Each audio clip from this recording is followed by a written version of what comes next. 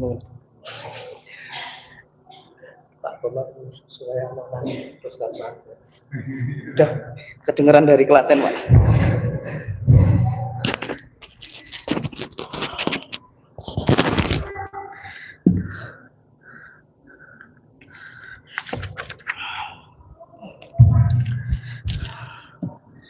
Pakai apa itu? Aman nggak? Bismillah.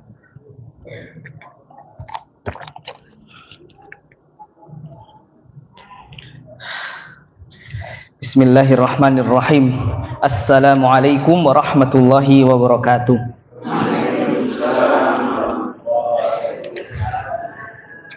Alhamdulillah wassalatu wassalamu ala Rasulillah wala haula wala quwata illa billah. Subhanaka la ilma lana innaka antal alimul hakim wa tub alaina innaka antat tawwabur rahim. Allahumma 'allimna ma yanfa'una wanfa'na bima 'allamtana wa zidna ilman yanfa'una walhamdulillahi ala kulli hal. Monggo bapak-bapak, ibu-ibu, jamaah pengajian fikih ingkang Allah muliaken, kita sami-sami mulai pengajian ing dalu menika dengan bacaan basmalah. Bismillahirrahmanirrahim. Nggih. Alhamdulillah di pertemuan kali ini insyaallah kita memasuki pasal terakhir dari kitab salat. Nah, insyaallah. Jadi dalam rangkaian kitab salat kemarin kita sudah bahas tentang apa, Bu? Setelah pakaian apa kemarin? Hak-hak mayit. Ya, hak-hak mayit. Nah, di akhir ini insyaallah sesi terakhir, pasal terakhir tentang kitab salat. Insyaallah pekan depan kita masuk bab zakat. Jadi kalau dalam fikih kemarin kita sebutkan ada bab besar, kita sudah melewati bab thaharah. Dari macam-macam air, dari kemudian air yang bisa mensucikan, dari caranya wudhu, caranya mandi, caranya tayamum, kita sudah sampaikan semua. Sekarang bab sholat, secara umum kita sudah sampaikan semuanya. Sekarang ke pasal terakhir tentang hak-hak mayit dan juga cara menguburkan jenazah. Mau ngomong mengebumikan agak rumit deh. Ya. Kemarin ada berapa itu hak mayit, Pak? 4. Pertama, kedua, ketiga, keempat, menguburkan. Baik, itu hak-hak mayit yang mana hukumnya fardu kifayah, yang jika sudah dilaksanakan oleh beberapa kaum muslimin maka sisanya tidak mendapatkan kewajiban tersebut. Dan kemarin kita juga sudah belajar tentang cara sholat. Sholat jenazah ada berapa takbir, Bu? 4. Takbir pertama, takbir membaca al-fatihah. Takbir kedua membaca sholawat. Takbir 3 berdoa. Doanya apa tuh? Oke, bareng-bareng nggih. 1, 2, 3. Allahumma gfir lahu warhamhu wa'afihi wasi' madkhalahu waksilhu bil ma'i wathalji wa nakkihi minal khataya. Allahumma abdil hudaran khairam wa ahlan khairam min, terus wa zaujan khairam waqihi fitnatal kuburi wa adzabin. Nah, baik. Terus takbir keempat baca apa? Allahumma la tahrimna ajrahu wa la taftinna waghfir lana. Oke, pokoknya terakhirnya huhu udah bener itu.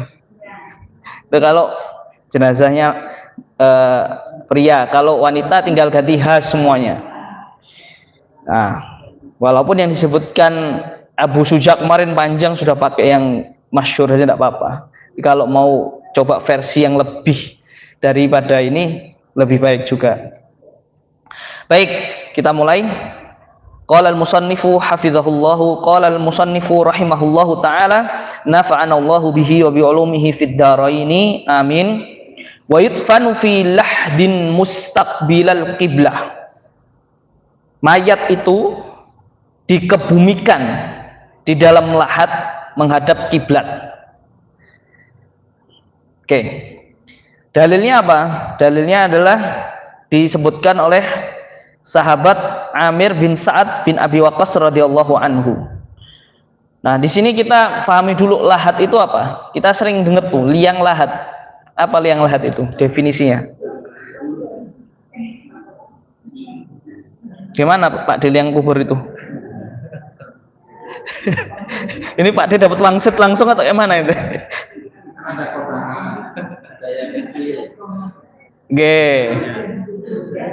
Jadi misal kuburan 2 kali 1 meter. Nah, biasanya kan ada space kecil lagi yang seukuran mayat, mungkin 30 cm. Yang lebih dalam lagi itu namanya lahat. Apa kalau orang Jawa ngomongnya apa itu? Karas. Itu di dalam istilah fikih namanya lahat.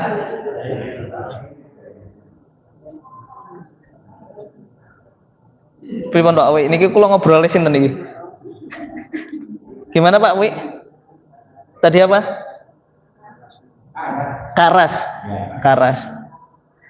Nggih. Nah, itu ukurannya kan seukuran mayat.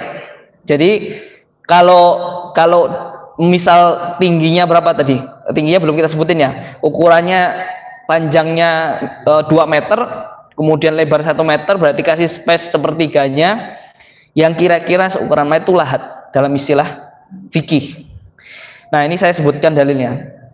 Bahwa Sa'ad bin Abi Waqqas itu pernah berkata di dalam sakitnya sebelum meninggal, ilhadu li lahdan, galilah untukku itu lahat, wansibu alayya labina nasoba, dan tegakkanlah tubuhku nanti dengan labin. Nah, labin itu kalau bunderan yang dari tanah liat, mungkin kalau kita itu apa namanya tuh? Gelungan ya. Jadi semacam penyangga yang nanti dimaksudkan supaya ketika jenazah itu masuk itu tidak terlentang. Jadi nguburkan mayat kan tidak terlentang, tapi menghadap kiblat. Kama suni'a bi Rasulillah sallallahu alaihi wasallam, seperti yang pernah dilakukan oleh Kanjeng Nabi sallallahu alaihi wasallam. Jadi gambarannya gini deh. Misal ada lahat itu tadi kuburan 2 kali 1 meter. Nah, terus menghadap kiblat. Berarti kalau menghadap kiblat orang Indonesia menghadap kemana tuh? Barat ya. Nah, ke barat. Berarti nanti usahakan miring. Berarti yang di bawah sebagian kanan apa bagian kirinya? Kanannya. Nah, kemudian dihadapkan ke kiblat, ditaluk gelungan tadi supaya tidak terlentang. Seperti itu. Itu di dalam bahasa hadis namanya labin. Kalau laban beda lagi nanti Bu. Laban susu. Beda nanti. Jadi kalau beda harokat di bahasa Arab itu artinya udah seperti langit dan bumi itu. Kayak saya kasih contoh lagi. Albar artinya tanah. Albir kebaikan. Albur gandum. Oh, baleni meleh. Albar tanah, albir kebaikan, albur gandum. Dan jenengan kadang baca Al-Quran kan malah keliru harokat biasa wae. Bisa jadi artinya jauh itu. Allah bin gelungan buat mayat tuh. Allah ban susu. Ya mana anda? Nek lakban gini jenengan. Makanya saya kadang ceritakan kayak gini. Kita tuh kalau nggak tahu bahasa Arab itu memahami agama itu ya setengah-setengah, karena ada beberapa bahasa yang kadang kita tuh nggak pahami kecuali tahu bahasa Arab. Gampangnya kalau bahasa Jawa aja kita kadang terjemahkan bahasa Indonesia agak sulit. Kunduran truk apa bahasa Indonesianya? Apa Bu? Sebagai orang Jawa jenengan, udahlah yang paling mudah, ngempit bahasa Indonesianya apa? Ngempit. Apa Pak Kumar ngempit itu? Enggak dong, menjepit kan pakai alat. Ngempit itu meletakkan sesuatu di antara kedua ketiak, itu ngempit kan? Apa bahasa Indonesianya ngempit?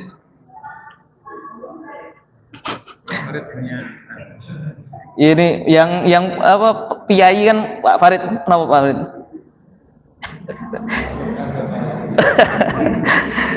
Sama itu bahasa Arab. Memang kalau kita nggak tahu artinya, apalagi konteksnya, ntar jauh banget tuh.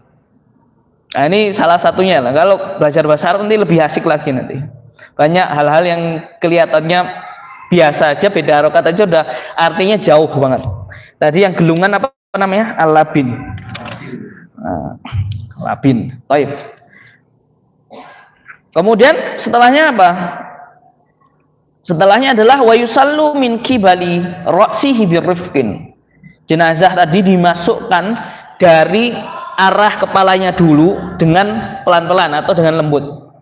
Nah, analoginya tadi misal kuburan 2 kali 1 meter ya. Habis itu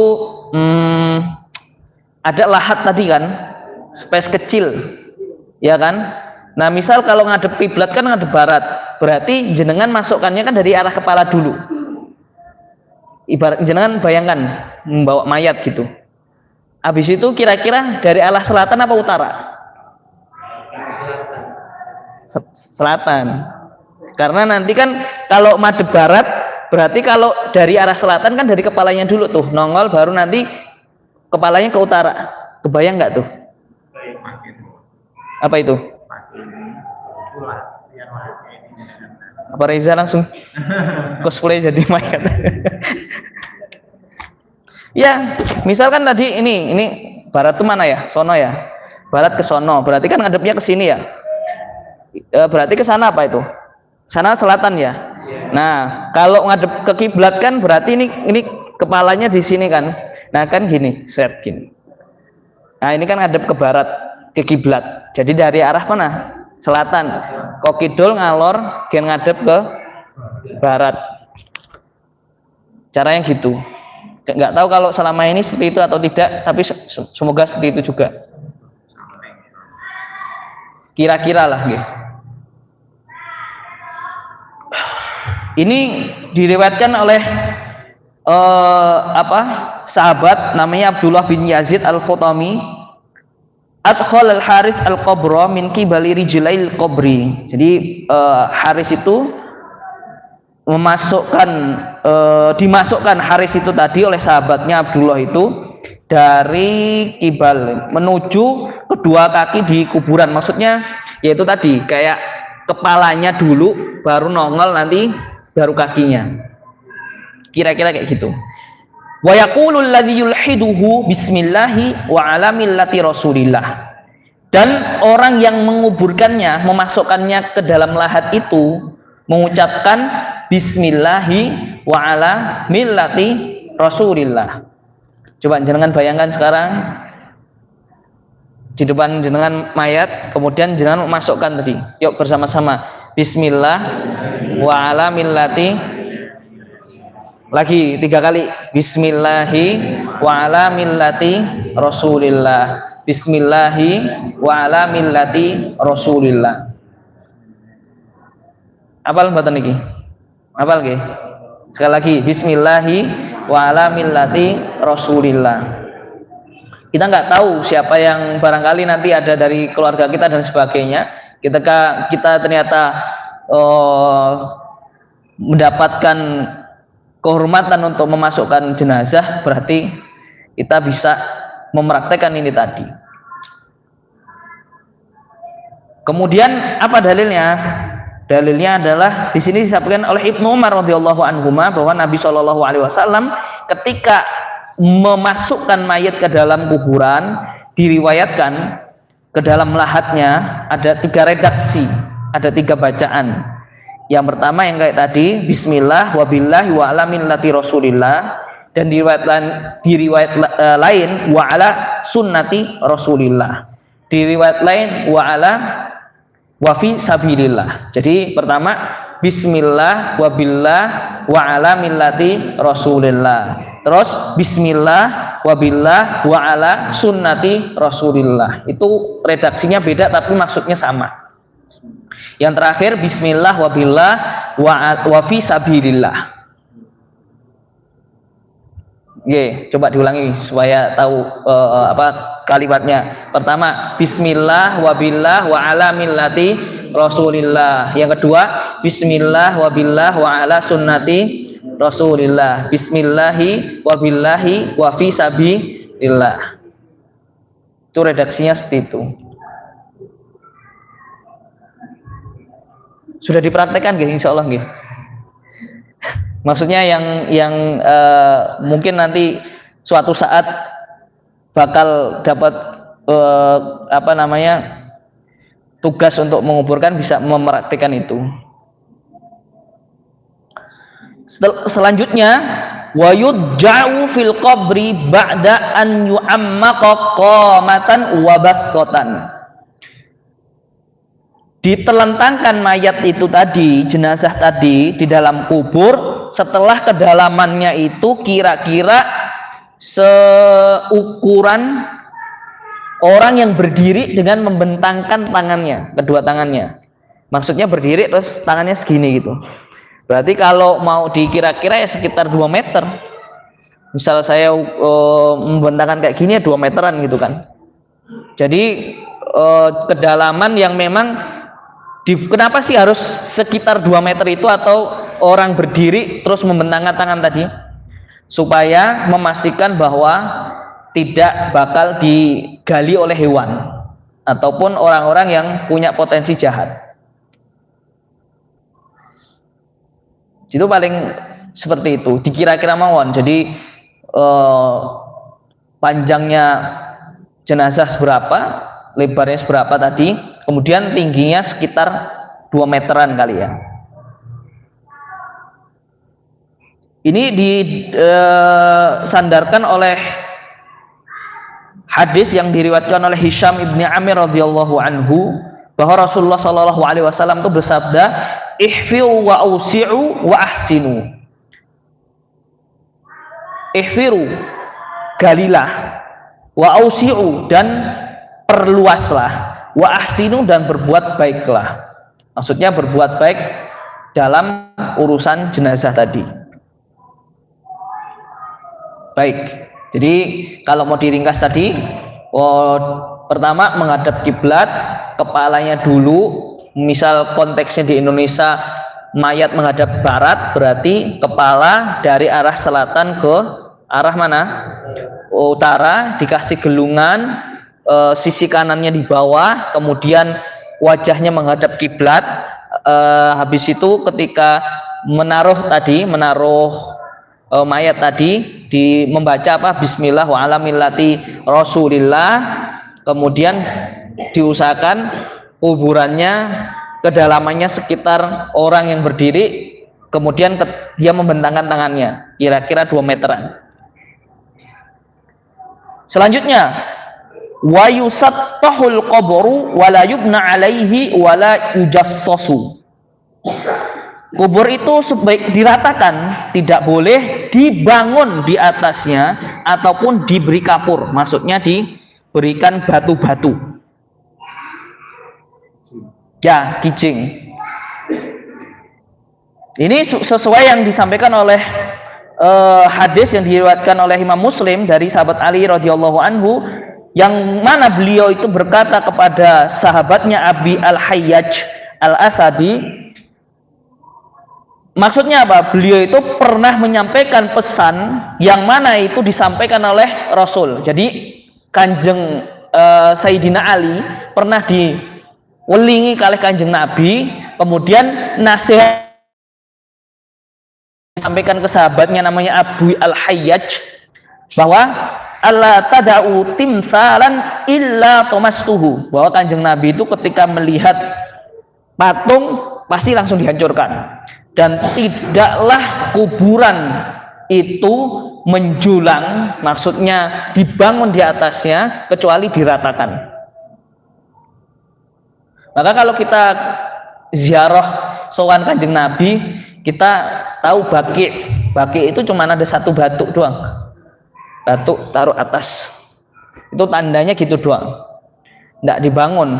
Bahkan nanti beberapa tahun sekali dipakai lagi tuh kuburannya. Kalau sudah dikira menjadi tulang belulang atau sudah hilang dipakai lagi. Dan itu adalah ajaran agama kita.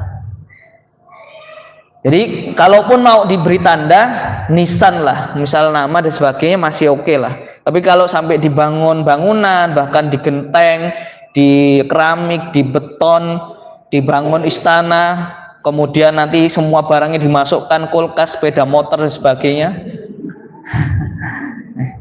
Nah, ada kuburan gitu, Bu. Kuburan besar banget tuh 1 hektar. Isinya apa? Itu barang-barangnya, semua perhiasan dimasukin semua. Dia kira pindah itu kayak transportasi, dia mau pindah alam terus semua barang di dunia dipakai. Ada itu kayak gitu. Dan dalam agama kita tidak diajarkan seperti itu. Kita memuliakan orang yang meninggal tanpa lebih. Kalaupun mau kasih tanda yang selayaknya saja. Minimal ya, kalaupun mau kalau dikasih tanda maksimal ya tanda yang kita tahu tuh kuburan orang tua kita, leluhur kita, tanpa membangun di atasnya. Ini saya berbicara dalam dasar keilmuan dan bahwa itu adalah ajaran Nabi kita. Ini kembali ke jenengan. Artinya semua yang disampaikan ini bukan dalam arti sesuatu yang kemudian melanggar adat dan sebagainya, tidak. Tapi bagaimana ketika kita tahu bahwa tuntunannya seperti itu, selayaknya, seyogyanya kita coba untuk melaksanakannya seperti itu. Maka kalau kita lihat bagaimana pengurusan jenazah atau penguburan dalam Islam itu sangat mudah sekali, meringankan gitu. Kalau kita lihat beberapa ritual ataupun adat istiadat yang lain mungkin sampai berjuta-juta, bahkan sampai tidak dikuburkan karena belum punya uang untuk membuat ritualnya, dan itu tentu memberatkan.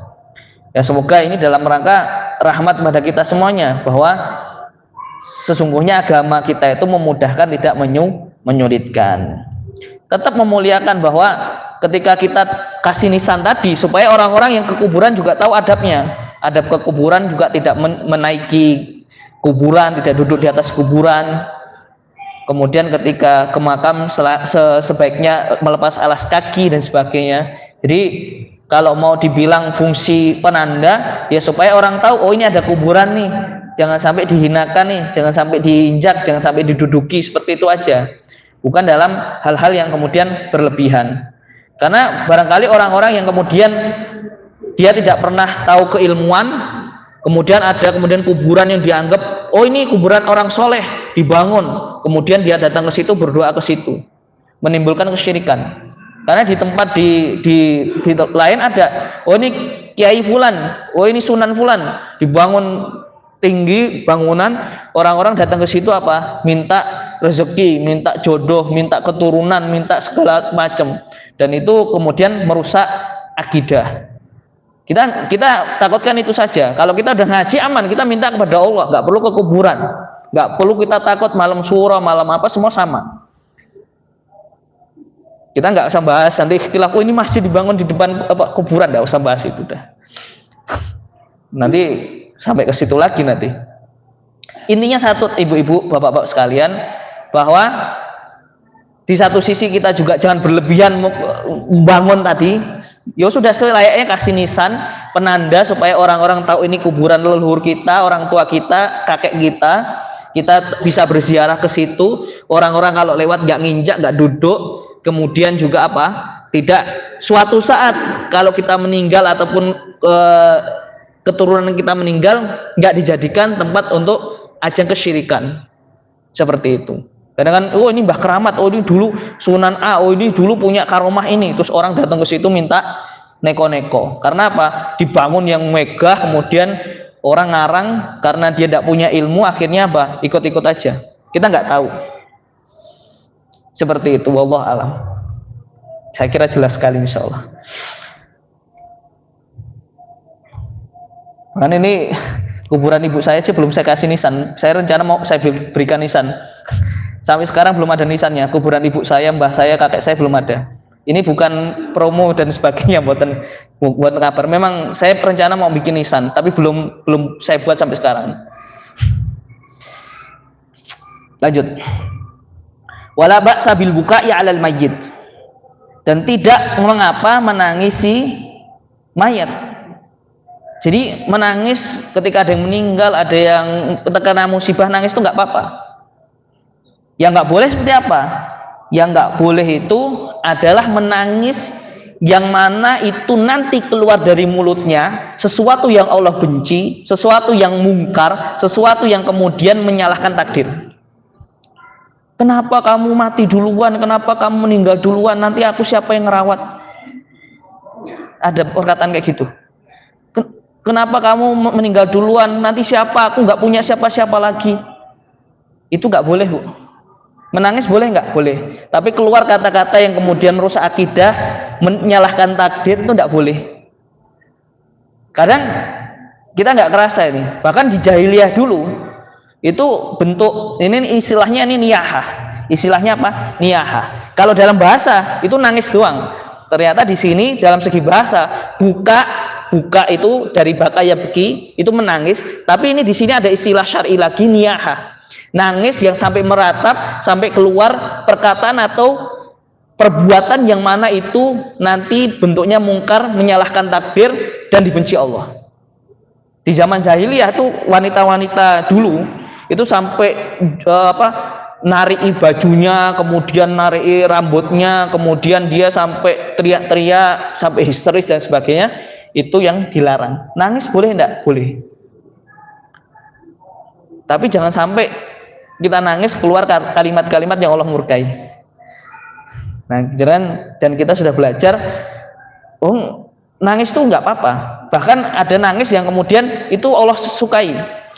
Jenengan sendiri menangis karena melakukan apa? Kemaksiatan. Jenengan menangisi akan lemahnya keimanan jenengan. Di kesendirian jenengan baca Quran menangis, itu Allah sukai. Nangis yang Allah sukai. Yang nggak disukai adalah nangis meratapi, menyalahkan takdir dan tidak hilang keimanan kita.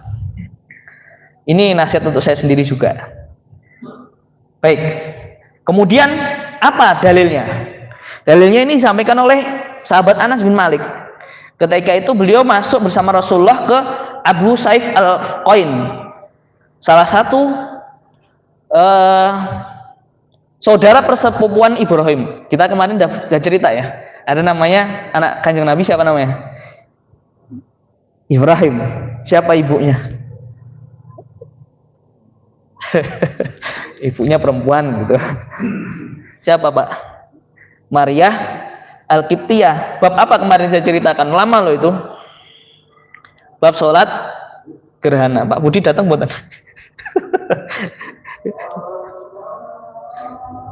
Sholat gerhana itu kan ada ceritanya anaknya Kanjeng Nabi yang dari Maria Qibtiyah orang Mesir meninggal. Nah ini ceritanya kayak gini. Jadi ketika itu Rasulullah itu bersama anaknya yang sekarat umurnya 2 tahun. Beliau gendong, beliau ciumin, beliau peluk. Dan ketika itu dalam kondisi sekarat Rasulullah itu kemudian mengalirkan air mata.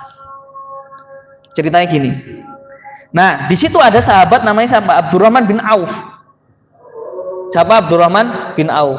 Sopo meneh? Jenengan pun kenalan dereng kali Abdurrahman bin Auf.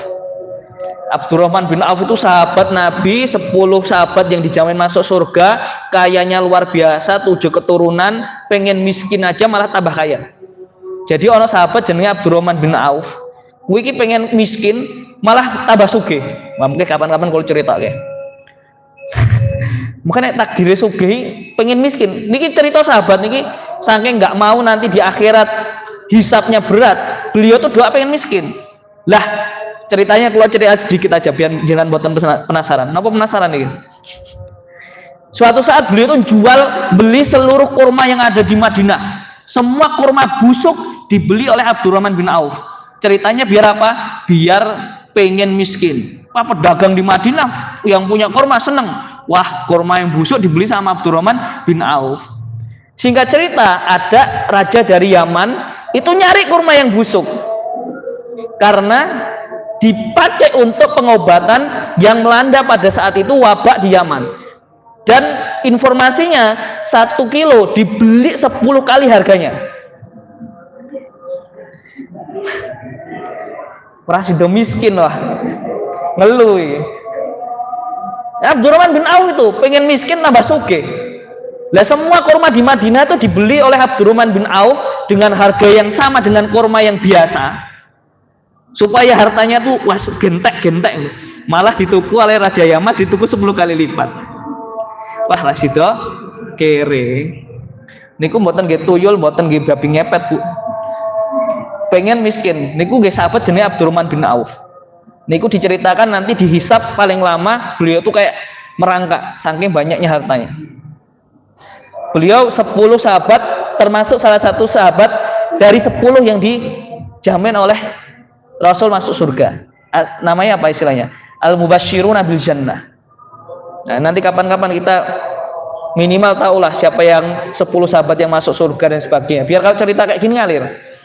Sirahnya Ustadz Nur udah sampai belum Pak Umar? Sampai apa tuh? Sampai perang. Wih, sudah perang ya. Bagus tuh Ramadan nanti bahas 10 sahabat yang masuk surga tuh. Misal hari pertama kultum Ramadan, biar ndak masalah takwa terus, masalah siam terus, bahas sirah. Oh, hari pertama Abu Bakar As-Siddiq. Siapa yang ngisi? Pak Komar. Caranya gimana? Baca aja Pak Komar. Nanti kedua Pak Budi, biar nggak dikayuan, biar di sini juga. Pak Farid, ada nanti juga Pak Wawi bisa. Biar kenalan. Lanjut mboten niki ceritanya. Lanjut nggih. Nggih. Nah, ceritanya Kanjeng Nabi itu sampai apa? Nangis. Nah, terus disenggol. Loh, Kanjeng Nabi kok nangis? Kenapa ceritanya? Dulu Kanjeng Nabi itu pernah ngomong tidak boleh nangis. Nah, sahabat tuh memahaminya nggak boleh nangis dalam kondisi yang berduka. Ternyata Kanjeng Nabi menjelaskan, Yabna Auf, wahai Abdurrahman bin Auf, innaha rahmah. Allah itu menciptakan apa? Air mata itu biar dikeluarkan. Itu rahmat dari Allah. Orang bisa nangis itu artinya hatinya lembut. Orang bisa nangis itu artinya dia hatinya peka. Orang bisa nangis itu berarti artinya dia itu punya hati yang bisa menerima hidayah. Jadi kalau orang nangis itu jangan diartikan karena cengeng, enggak. Bahkan laki-laki itu harus nangis juga. Karena nangis itu salah satu untuk melunakkan hati. Nangis karena tahu tentang keimanan kita, tentang maksiat yang kita lakukan. Nangis karena kelemahan iman kita itu boleh. Laki-laki ataupun perempuan. Nah, ini beliau menyampaikan innaha rahmah tsumma atba'ah bi ukhra. Kemudian yang lainnya ikut nangis. Faqala Rasulullah sallallahu alaihi wasallam, innal aina tadba. Sesungguhnya mata itu mengeluarkan air mata, wal qalbu yahzan, dan hati itu bersedih. Wala naqulu illa ma yurda rabbuna. Tapi kita tidak akan mengeluarkan kata-kata yang kecuali kata-kata itu yang Allah ridhoi. Maka di sini dalil boleh datang takziah, menangis boleh, tapi jangan sampai keluar kalimat-kalimat yang kemudian mengundang murka Allah, mengundang kebencian Allah, dan itu kita usahakan untuk ditahan. Maka kalau di di kuburan itu biasanya kan yang di wanita tidak disarankan untuk datang kuburan, takutnya nanti meratap, jerit-jerit, histeris, yang mana nanti mengundang murka Allah. Tapi kalau bisa menjaga dari itu semua, bisa menghadiri pemakaman. Kalau tidak bisa, takutnya histeris, sebaiknya dihindari, tidak datang ke pemakaman. Oke. Nah, ini istilahnya tadi disebutkan min ghairi nawhin wala syakkil jaib, dan tidak mengeluarkan nangis yang mengundang murka Allah dan tidak merobek apa? Jaib. Jaib itu ini apa? Apa sih namanya ini? Kantongan. Nah, di sini hadisnya banyak menjelaskan itu. Di sini dijelaskan bahwa dari Abi Malik Al-Asy'ari bahwa Kanjeng Nabi Shallallahu alaihi wasallam itu an-naihatu idza lam tatub qabla mautiha tuqamu yaumal qiyamati wa 'alaiha syirbalu min qitran wa dir'un min jarab. Seorang wanita yang, jadi nggak tahu ya ini dulu tuh konteksnya gimana. Jadi wanita yang memang tugasnya itu suka meratap kalau ada orang meninggal itu. Jadi ada tugas wanita-wanita itu tugasnya apa? Nangis histeris ketika ada orang meninggal. Itu zaman dulu, zaman jahiliyah itu kalau nggak tobat sebelum meninggalnya maka akan dibangkitkan di hari kiamat memakai jubah daripada aspal dan memakai pakaian dalam yang penuh kudis. Ini kata Kanjeng Nabi sangat lugas sekali. Jadi kita tidak boleh kemudian, nah ini terkonteks memang barangkali sering terjadi pada wanita yang kemudian meratap dan memang ini ada profesinya. Jadi profesi dulu kalau perang itu ada wanita-wanita yang nabuh gendang, ada wanita-wanita yang nyanyi-nyanyi, ada wanita yang menyemangati, ada wanita nangis. Memang dulu ada profesi itu, profesi suka nangis. Nah, itu kalau nggak tobat dibangkitkan dengan pakaian yang terbuat dari aspal. Baik itu di jahiliyah ya. Dalam konteks kita sekarang ya tidak mengeluarkan kata-kata yang mengundang murka Allah. Kemudian yang selanjutnya wa yu'azza ahlahu ila thalathati ayyamin min daf'ihi. Menghibur keluarga mayit selama 3 hari setelah dikebumikan. Jadi namanya azza yu'azzi itu takziah itu artinya menghibur. Jadi namanya jenengan takziah itu aslinya artinya menghibur. Maksudnya apa? Datang itu ya memberikan support, memberikan harapan, memberikan sokongan. Jadi namanya takziah itu memang menghibur ahlul bait. Misal meninggal malam ini, kemudian ya 3 hari kemudian itu masih disebut takziah. Tapi kalau setelah 3 hari tidak disebut takziah. Dan ini nggak main-main ini. Orang yang takziah itu pahalanya luar biasa. Diriwayatkan oleh Ibnu Majah dari Amr bin Hazm radhiyallahu anhu dari Nabi sallallahu alaihi wasallam, "Ma min mu'min yu'azzi akhahu bi musibatin illa kasahullahu min khulalil karamah yaumil qiyamah."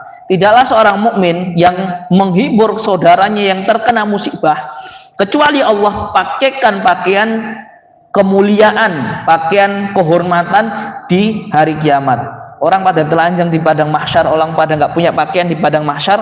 Orang yang tahu tentang kemuliaan orang yang takziah, kemudian Allah pakaikan pakaian kemuliaan, pakaian kehormatan yang membedakan antara diri dia dan umat yang lain.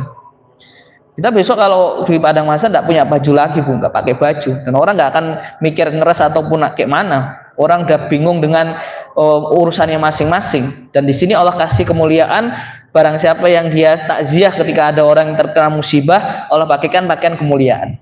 Saya nggak tahu bentuknya kayak mana, tapi yang jelas ini adalah satu karomah kemuliaan dari Allah kepada umat Rasulullah SAW. Terakhir, wala yudfanu itsnan fi qabrin illa li hajah, dan tidaklah orang itu dikuburkan 2 orang dalam satu kubur kecuali dalam keadaan hajah, keadaan darurat, keadaan emergensi. Jadi kemarin kita pernah melewati satu masa pandemi, orang-orang dikuburkan dalam satu liang lahat yang besar. Itu dalam darurat tidak apa-apa. Atau dulu pas zamannya tsunami Aceh, beratus ribu orang meninggal dalam satu waktu, nggak mungkin dikuburkan satu persatu karena tenaga dan sebagainya sudah dikuburkan, kemudian istilahnya formalitas dimandikan dan sebagainya, kemudian dikuburkan dalam satu lahat. Adapun dalam konteks yang normal, ideal, tidak boleh satu kubur dalam satu waktu. Dua orang dalam satu waktu kecuali dalam hajah. Dulu zamannya Kanjeng Nabi pernah perang Uhud, karena dalam kondisi perang ya, ketika itu yang meninggal sekitar 70 orangan, puluhan orang, ya mau nggak mau kalau dikuburkan satu lahat nggak mungkin kan, akhirnya dikuburkan dua orang dalam satu lahat. Seperti itu. Ini faedahnya ada lagi, mungkin pekan depan kita sampaikan sebelum masuk ke bab kitab zakat. Semoga apa yang saya sampaikan bermanfaat untuk khususnya diri saya dan jenengan secara umum. Allah berikan kita hidayah, Allah mudahkan kita untuk menimba ilmu, melaksanakan, mengamalkan apa yang kita ilmui, dan semoga kita sama-sama ketemu nanti satu klaster dengan Kanjeng Nabi SAW. Ya matur nuwun, kita akhiri dengan hamdalah dan doa kafaratul majelis. Alhamdulillahirabbil alamin, subhanakallahumma bihamdika asyhadu an la ilaha illa anta astaghfiruka wa atubu ilaik. Assalamualaikum warahmatullahi wabarakatuh.